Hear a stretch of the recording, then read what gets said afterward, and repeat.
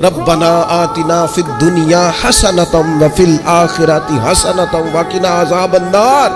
اب سمجھ آئی ہے رب سے جب بھی مانگنا ہے عافیت ہی مانگنی ہے، اس سے کرم مانگ، مالک سے مانگے، اور وہ جب دیتا ہے تو دیتا بھی بے حساب ہی ہے۔ وہ جب عطا کرتا ہے تو کرم کے دروازے کھول کے عطا کرتا ہے، ورنہ تو ایک الجھن سے انسان نکلتا ہے دوسری میں الجھ جاتا ہے۔ ہم نے محدود دعائیں رکھی ہوئی ہیں، محدود، وہ جی فلانا کام میرا ہو جائے تو بھئی وہ ایک ہو گیا، اس کے بعد پھر نئی ٹینشن بن جائے گی۔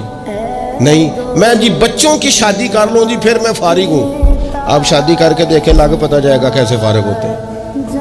آپ یہاں رکتے کیوں ہیں؟ آپ خدا سے عافیت کیوں نہیں طلب کرتے؟ اس کی بارگاہ سے وہ کیوں نہیں مانگتے کہ جو ایک قطرہ ملے تو دنیا اور آخرت کے سارے کام ہو جائیں؟